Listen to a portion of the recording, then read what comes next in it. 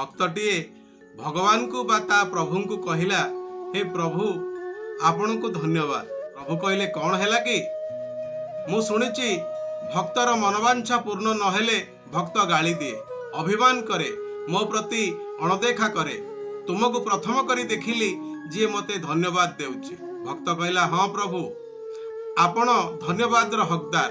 प्रभु कहले, कौन पाई बुझेई कुह। भक्त कहला, प्रभु मु गोटे परिवार रो दायित्व बुझु बुझु सकाळ जलखिया खरा बेले रो खाद्य संध्यारे और रात्र खाद्य बेले बेले खाइबाकू बेल पाउ नाही, अथच आपण जे केते कहा कथा न बुझुचंती। अंधर आखि समस्या, पंगुर हाथ समस्या, रोगीर रोग समस्या, भोगीर जीवन समस्या, जोगीर ध्यान बा तपस्या समस्या। प्रभु भक्त ठारू एतक शुणी कहले, तुमे जहा कहउच सत, मात्र मोर भी घर परिवार समस्या रही, ताकू बुझु बुझु मु भी तुम भली खाइबा पीबारे समस्या देखा देउची। भक्त पचारिला, तेबे प्रभु ए संसार आपनको बिना केमिति चालुची। प्रभु कहले, मु भी मो काम सुरुखुरु रे चलिबा पई भल लोकंकु नियोजित करिछि। भल लोक प्रभु से किए? प्रभु बुझाई देले, जी मो पूजारे बा भक्ति रे महत्त उद्देश्य रखिछि, निज फायदा को छाड़ी अन्यर मंगल कथा चिंता करुछि, से हेउछि मोर भक्त। भक्त कहला, प्रभु किछि बुझा पड़िलाने। प्रभु बुझाई देले, शुण, सगड़िया ता बेपार सारी सगड़ घुमेई पड़िले सगड़े जोचा जाइथिबा बलद कौन करुचंती? सगड़ को तांको मालिक सहित सही सलामत घरे आनी पहुंचाई देउचंती। बुझी पारिल तो? सेही भली मोर एमिति भक्त अछंती जेउ मानुको नै मु गर्वित। प्रभु ताहेले जेउ पाप कर्म हेउची ताकू रोकिबा पई सेही भली भक्त रखिचंती ना नाही? भक्त पचारिला। प्रभु कहिले, संसार रे प्रति स्तर रे प्रति समय रे से कथा मते चिंता करबाकू पड़ुची। सापटीए पाई नेउल, मूषा पाई बिराड़ी, असरपा पाई झिटिपिटी, छोट कीटपतंग पाई एंडुओ एवं गुंडांग पाई महागुंडा। दरकार पड़िले से महागुंडा को दमन करबा पाई मते अन्य जड़े मनीष रूप रे आविर्भाव होई ताकू गाड़ी द्वारा चपाई हेउ कि करेंट लगाई हेउ परिस्थिति को संभाळिबा को पड़ुची।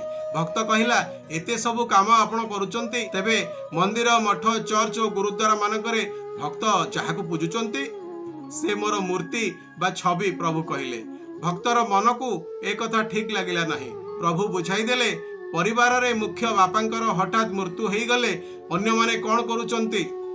केही ना केही से परिवार रो दायित्व संभाली संसार रथ को आगे नेउचंती ना नाही? भक्त कहला, हाँ हाँ ठीक। जदि आमर 5 लाख चोरी हो जाउची बा क्षति हो जाउची, आमे पुनः से कथा को भूली नुआ करी जीवन आरंभ करुचे, जेमिति कि आमे से सब को भूली गलेनी। सुण भक्त, गपटीए कहूची। जड़े कोटिपति सेठ थिले, से आज को 10 वर्ष हेब रोगाग्रस्त थिले, हेले चाकर बाकरंक द्वारा से समस्त कारोबार बुझासुझा करि पारुथिले। हठात तांकर मृत्यु होई जेबारु तांको परिवार रे समस्त भांगी पड़िले। तांको स्त्री पिला छुआ को धरी जड़े साधु पाखकू समस्या नहीं पहुंचले। साधु बुझाई देले, आपणक स्वामी एबे मरिचंती, आपण कहउचंती बा ए समाज कहूची, आपण टिके चिंता कले आपणक स्वामी बिना आपणक कारोबार 10 वर्ष होला केमिति चालुची? जदि से मृत बोली आपण दंभ बा धैर्य हराई बसुचंती, तेबे आपणक स्वामी जेउ घरे रहुथिले आपण से घरे तांकर एक मूर्ति स्थापन करि दियंतु। प्रतिटी कथा प्रति काम को करबा पूर्वरु तांको मूर्ति आगे कहंतु। पर मुहूर्त रे ताकू भल भावे चिंता करी काम रे आगे चलंतु, देखिबे आपणकर उन्नति ही उन्नति हेबो। सेठ को स्त्री सेया कले। दिन कईटारे तांकर कारोबार पूर्व भली चली परिला, परिवार रे शांति फेरी आसिला। सेठ जी मृत बोली अवशोष आउ तांकर रहिला नाही। दर्शक बंधु, आज पई एतिकी। जदि मोर ए कथा बा भावना आपण मानकु भल लागि थाए, तेबे लाइक करिवे।